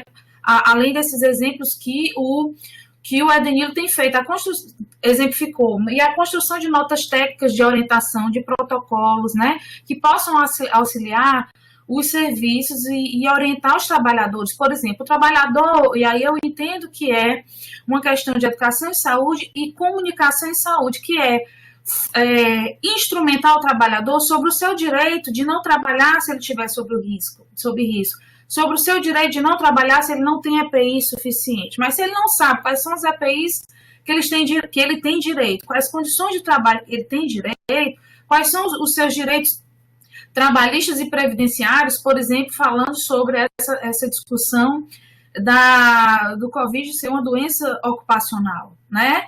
Então, toda essa assistência previdenciária que esse trabalhador tem direito, então eu trago para a universidade, representando aqui, essa responsabilidade de popularizar essas informações, né? A gente tem que divulgar os direitos trabalhistas e previdenciários associados à condição, né, do diagnóstico da Covid, por exemplo. E aí, eu vou partir para as perguntas, né? Eu sei que eu meio que tentei responder uma provocação que o Rafael colocou, né? Que saída nós podemos ter, e eu tentei aqui explicar algumas que a universidade, nesse momento, tem feito e que ainda tem muito o que fazer, né? E sem esquecer aqui que eu falei de pesquisa, falei de extensão, mas na formação, né? Eu acho que a disciplina que a gente ministra, e a Danilo pôde estar comigo durante um ano, né? E fez um excelente trabalho, a todo momento, né? Instrumentalizar o aluno, né? O discente, de como é que ele faz um bom diagnóstico, levando em consideração o ambiente de trabalho, o ambiente de um modo geral, né? E como é que ele consegue investigar o nexo causal, né? E aí, isso para nós é muito relevante. Então, por exemplo, desde ensinar um aluno, que aí é o outro professor que faz parte dessa disciplina, que é o médico, que vai ensinar o aluno a fazer um atestado médico, de modo que, quando ele vá ao INSS, ele tenha seus direitos previdenciários garantidos, porque ele tem um documento que atesta com as informações necessárias para ele, né, gozar de sua proteção, já que ele adoeceu numa condição de trabalho. Então, acho que essa também, né, Max, também. Isso, excelente. As questões da notificação, então, assim, a gente traz as fichas. Esse semestre, por exemplo, a Mara ia fazer uma aula só sobre notificação, né, para mostrar essa importância, mas também não foi possível, mas vai ser, e eu acho que é de mostrar a responsabilidade social da universidade, né, nesse sentido. Tá bom? Então, eu vou abrir aqui espaço para as perguntas e aí a gente faz uma rodada mais breve de falas para depois encerrar, tá ok?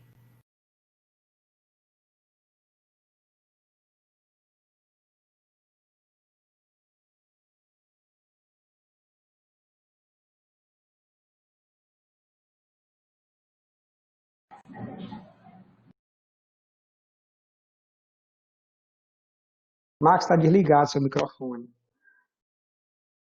Gente, eu tenho quase um tique nervoso, porque eu não entendo isso. Como é que a pessoa vai falar e desliga o microfone? Desculpa. Então, vamos lá. A Maria Rocineide, né, que é professora, enfermeira e professora da Universidade Estadual do Ceará, pergunta para o Rafael como os dados produzidos pelos sistemas do Ministério da Saúde têm sido incorporados ao cotidiano da vida dos trabalhadores e trabalhadoras, tá? O Márcio Rodrigues pergunta de um modo geral, né, ele coloca, hoje, no cenário de pandemia, o trabalhador vive à mercê de situações novas acerca do risco e da prevenção. Como proporcionar aos empregados e empregadores situações seguras na realização de suas atividades laborais? O João coloca que alguns municípios têm fragilidades na saúde do trabalhador. Geralmente, a temática é alocada com o setor burocrático e existe resistência quanto à dinâmica da inserção no seu organograma e nos planos de trabalho. Existe resistência com receio de não estar dentro das normas. Como sensibilizar? Essa pergunta é para você, Mara, tá? Como sensibilizar gestões ambientais para trabalhar na articulação com os CERESTs regionais, numa perspectiva geral de vigilância, educação e saúde e qualidade de vida de seus trabalhadores? A Camila, que é do Conselho Pastoral dos Pescadores, ela representa aqui, está colocando que ela é do Conselho Pastoral dos Pescadores, junto aos movimentos dos pescadores e pescadoras artesanais. Ela diz que tem feito ações de vigilância popular nos territórios para dar visibilidade aos impactos do coronavírus à saúde e os socioambientais.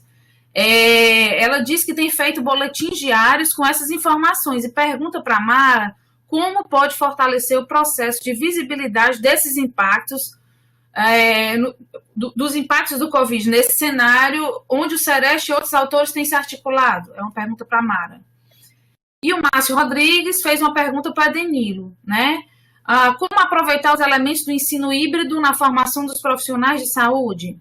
Ele fez um comentário aqui, o Márcio Rodrigues, de que tivemos que modificar a maneira de internação e a forma de produção de produtos técnicos, utilizando o ambiente virtual de aprendizagem e aprendemos a aprender em espaços diversificados. Sujeito ensinante e sujeito aprendente vivem concepções diversificadas em relação ao processo de aprendizagem. Aí repito a pergunta dele. Como aproveitar os elementos do ensino híbrido na formação dos profissionais de saúde? É para você, Danilo, essa pergunta. Ok? Foi muito rápido. A gente pode começar com o Rafael, que foi a primeira pergunta para você, Rafael. Legal. Estão me ouvindo bem? Sim. Tá. Bom, eu vou fazer então alguns pequenos apontamentos sobre essas questões que me foram dirigidas, e a primeira delas é para Maria Rocineide, né, e ela fala um pouco a respeito dos dados, como que esses dados têm sido incorporados no cotidiano dos trabalhadores.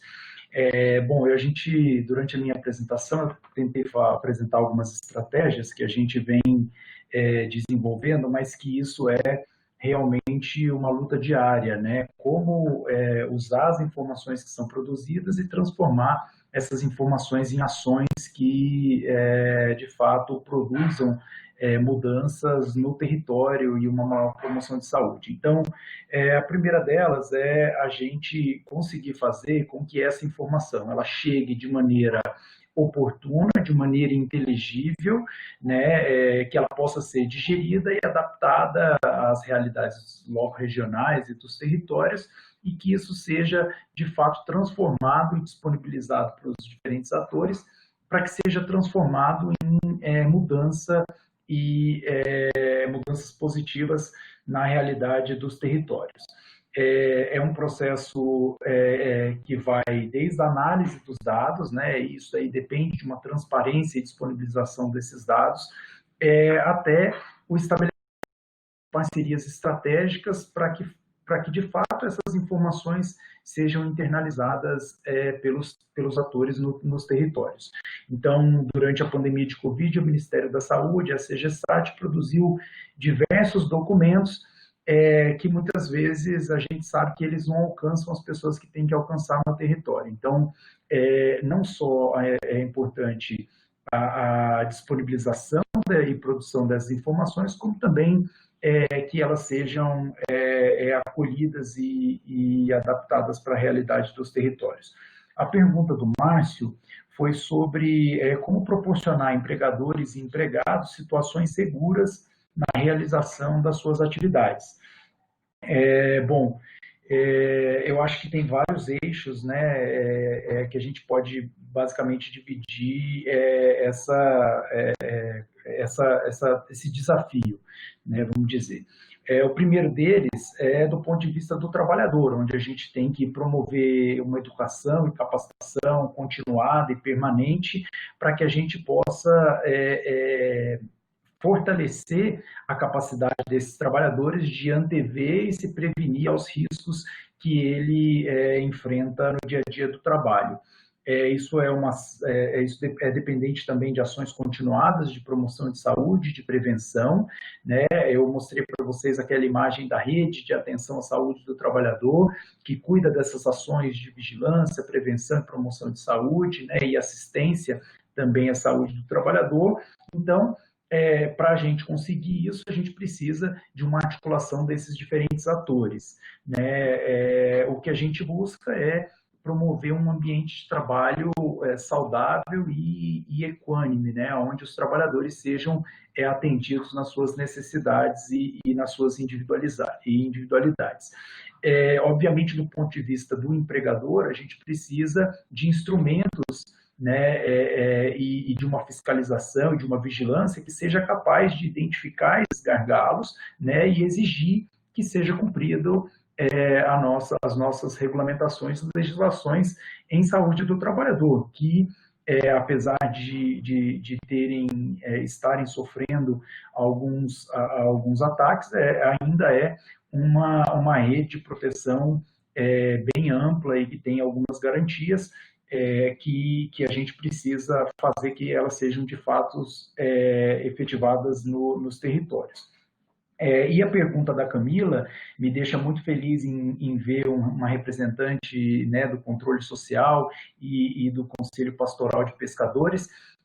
São populações que a gente, obviamente, tem no radar como populações prioritárias, né, os trabalhadores do campo, floresta e água e as trabalhadoras, né.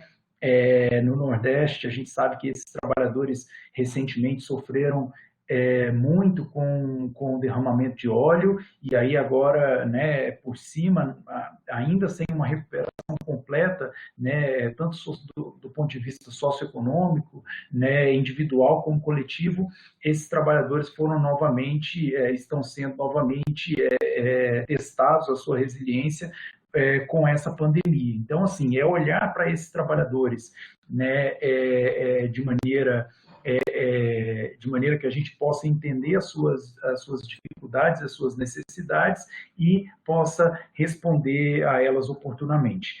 Eu acho que é essencial, todos nós já falamos, dar voz ao território, né, qualificar o controle social do ponto de vista de melhorar o debate, aprimorar o debate, né, fazer com que eles sejam ouvidos nas suas necessidades, eu acho essencial. E, do ponto de vista de dar visibilidade a esses processos, né, e a esses atores, eu acho que é essencial uma articulação intersetorial com diversos atores. Então, um conselho, né, de pescadores, uma associação de trabalhadores, ela tem, obviamente, muito mais força quando ela é articulada e ela tem as suas ações articuladas com diferentes atores, tanto dentro do governo, né, e aí quando eu falo governo, eu estou me referindo às 3 esferas de governo, quanto também, né, da universidade, né, e os grupos de pesquisa. E, obviamente, talvez mais importante ainda para esse processo de visibilidade é a gente apoiar essas iniciativas e escutar essas iniciativas, né? De nada adianta a gente valorizar essas iniciativas sem uma escuta e sem um canal aberto de escuta a essas iniciativas. Então, eu acho que é isso. Depois, se vocês quiserem, a gente complementa alguma coisa, mas esses são alguns pontos que eu queria levantar sobre as perguntas que foram direcionadas a mim.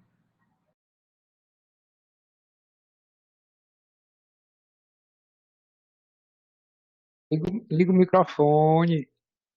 Desculpa. Mara, você quer que eu faça as perguntas novamente para você ou você já pode responder agora? Como é que você prefere? Posso responder. Ok. Foram duas perguntas assim, que foram bem destinadas, né, para a gente estar fazendo essa discussão. Né? Um é com relação a como sensibilizar trabalhadores, né, que atuam no campo da vigilância em saúde ambiental para estar atuando com os serestes regionais. Né? E assim, de fato, essa é uma pergunta que vale 1 milhão, né?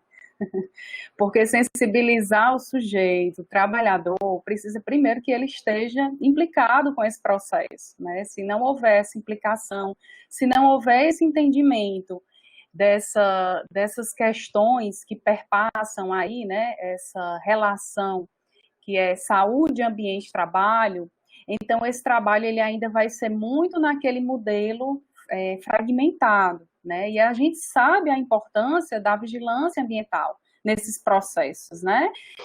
A gente tem aí algumas experiências, o próprio Edenil atuou muito tempo na vigilância ambiental do Estado, né? A gente vê o quanto que isso agrega para a VISAT, né? Para a Vigilância em Saúde do Trabalhador, quando tem essa integração já estabelecida, né? E assim, colocar aqui que essa integração, ela vai além do SAREST. É óbvio que o SAREST regional está no município sede, se a vigilância está lá, essa parceria ela pode ser buscada, né? Ela pode ser feita esses diálogos, pode ser feita essas aproximações, né? Numa perspectiva de atuação conjunta, né? A vigilância ambiental, ela incorpora esse olhar do ambiente, né? E aí a gente falar do Ceará, vigilância ambiental, tem diversas questões, né?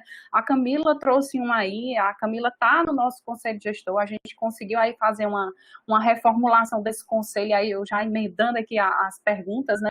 Porque saúde do trabalhador é isso, não tem como a gente sedimentar, a gente faz tudo mesmo realmente nesse volume coletivo e ver como isso é uma questão coletiva, não é um problema individual, não é um trabalhador, não é o ambiente, né, o espaço físico de trabalho. A gente está falando aqui de uma questão de uma proporção ampla, coletiva, que a gente precisa parar de dicotomizar, né, como se o problema fosse individual, e isso reduz a magnitude desse problema. Então, essa atuação, essa integração da vigilância ambiental, ela vem para dar resposta a essa inter-relação, saúde, ambiente e trabalho. Isso é indissociável, né? Infelizmente, na faculdade, aí, assim, eu ressalto para falar aqui da UFC, que a UFC, ela faz isso com maestria, né? A UFC tem isso já na sua matriz curricular, no curso de medicina, né? A gente sabe que são profissionais que têm uma formação diferenciada com relação a outras academias que não abordam essa inter-relação, né? Ou aborda, mas de uma forma muito, né, pontual e superficial, que não dá conta dessas questões.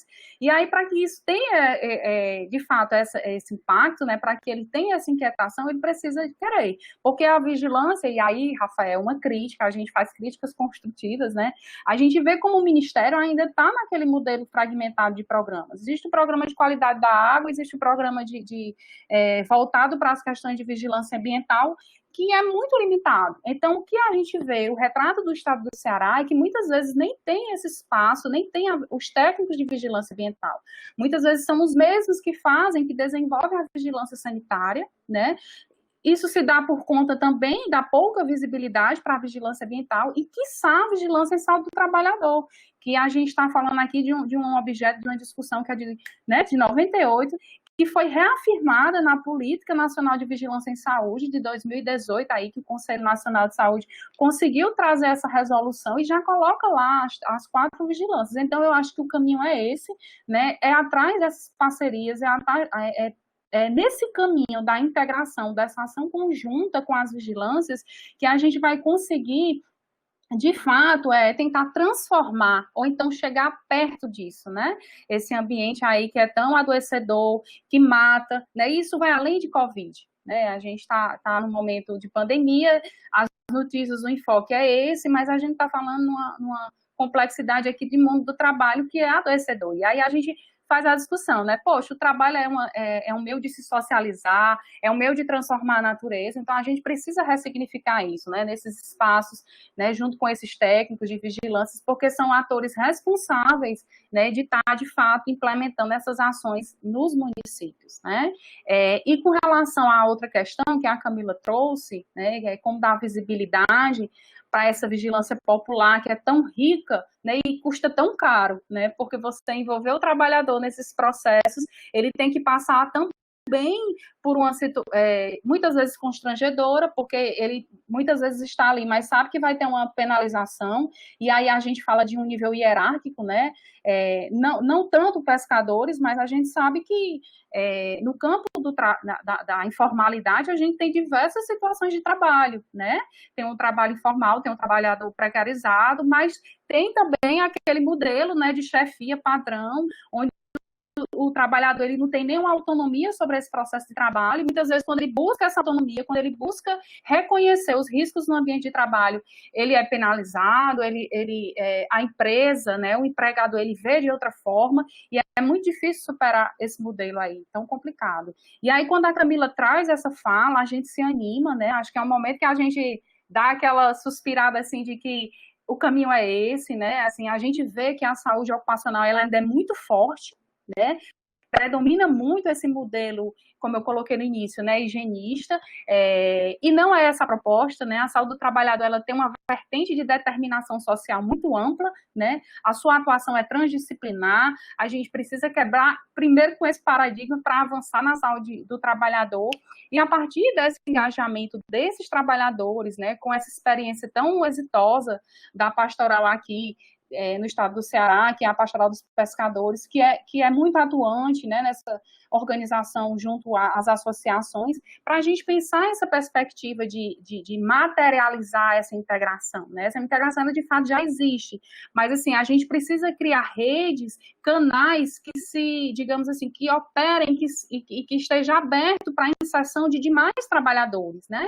Porque, como eu falei, não é uma questão individualizada nem de categoria, mas de classe de trabalhadores.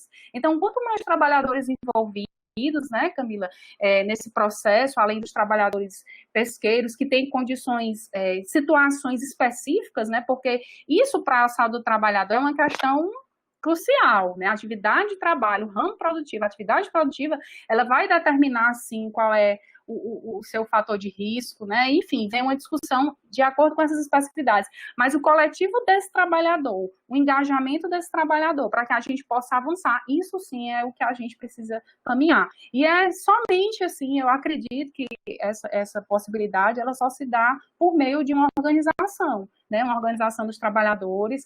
Enquanto Sereste estadual, nós estamos retomando, né, o nosso conselho gestor, que é predominantemente assim, composto por sindicatos, por representações sociais, né? Então, a gente, a partir dessa representação, a gente consegue juntos ter resposta.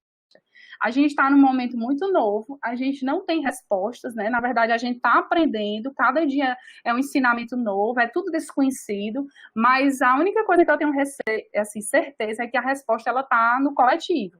É a partir desse engajamento, é a partir dessa atuação coletiva, e a universidade propondo isso, né, com esse olhar da ciência tão essencial, né, nesse momento que a gente resiste e que a gente, né, assim, de certa forma coloca essa discussão à tona, né, em defesa das ciências e dos SUS. Então, assim, as minhas discussões é muito nessa vertente, porque isso perpassa também uma questão de entendimento, né, pessoal, de atuação, e a gente acredita que é através exatamente desses canais de participação, de diálogos, desses momentos que a gente vai conseguir, sim, avançar e dar resposta, né, e ter visibilidade, né, tornar essa questão aí visível, que é tão antiga, né, e que esse dilema é tão velho, mas que a gente precisa aí se fortalecer em rede.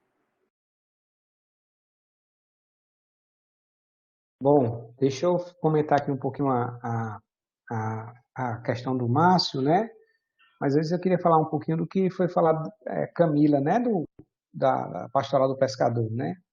Acho que os pescadores nunca tiveram tantos problemas como nos últimos tempos, né? Primeiro foi a questão do derramamento de petróleo, no litoral brasileiro e agora vivendo com essa pandemia. Então, mais uma vez, são aquelas populações mais vulnerabilizadas que mais vão sofrer, né? Só lembrando que amanhã é o Dia Internacional, Dia Mundial do Meio Ambiente, dia 5 de junho, né? E a gente tem que estar e nesse ambiente está inserido também um ambiente do trabalho que a gente faz essa discussão, e a gente tem que dar uma fortalecida nessa perspectiva. Mas voltando um pouco para a pergunta do Márcio, eu não sou um especialista em educação, né? E como a gente utiliza esses mecanismos híbridos, né? Mas que um elemento principal nesse contexto é a formação docente, né? Primeiro, os professores não estão preparados, né? A gente trabalha muito com metodologias ativas no curso, na faculdade, no curso de medicina, né? A gente trabalha muito com PBL, com grupos dirigidos, né? E a gente tem que fazer justamente como transferir essas metodologias para esses mecanismos de atividades remotas, né? Então, o principal elemento nesse contexto é uma formação docente. E uma formação docente para atuar dessa forma não é uma formação docente que possa ocorrer em 1 mês, 2 meses. É uma formação que tem que se dar de forma continuada, né? Para que o docente possa se apropriar, possa se aproximar dessas tecnologias e possa, de fato, trazer as tecnologias em seu benefício e em benefício do aluno, né? Pelo menos eu penso nessa perspectiva, né? Mas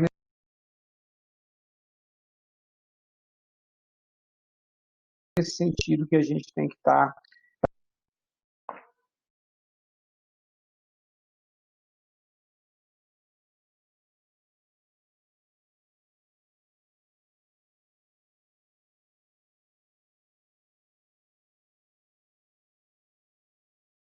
Max? Tá ouvindo, Adenilo? Nós não estamos te ouvindo. Falhou. Não. Tu desligou teu microfone. Eu tinha ligado. Pronto, mas antes tinha falhado. Tu ficou meio. Tu estava concluindo a tua fala e aí ficou assim, falhou o vídeo. Não, falando que eu acho que o principal elemento desse contexto é a formação docente, né? Uma formação docente que ela tem que ser uma formação docente a longo prazo, né? Uma formação docente continuada, né? A inserção de mecanismos de tecnologias, né? Dentro de uma perspectiva de que esses instrumentos eles realmente se prestem a contribuir na formação do estudante. Não uma coisa que possa ocorrer de forma atropelada, assim dizer. Mas nessa perspectiva, acho que é nesse sentido que eu acho que a gente tem que utilizar esses mecanismos. Eu acho que eles são úteis e fundamentais em determinados momentos, até às vezes para evitar a exposição a determinados riscos. Eu acho que a gente tem que pensar nessa perspectiva, mas tem que se dar de uma forma planejada, de uma forma organizada, de uma forma discutida de uma maneira ampla dentro da universidade. Não pode ser uma coisa que venha assim imposta de cima para baixo dentro da universidade. A universidade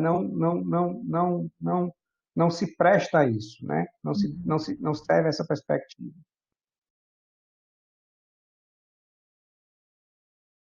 Ok, gente, as perguntas foram encerradas, né? Agradeço mais uma vez a brilhante apresentação de todos vocês, a rica discussão, e ao Observatório de Políticas Públicas em Saúde, que vem organizando esses encontros, tá?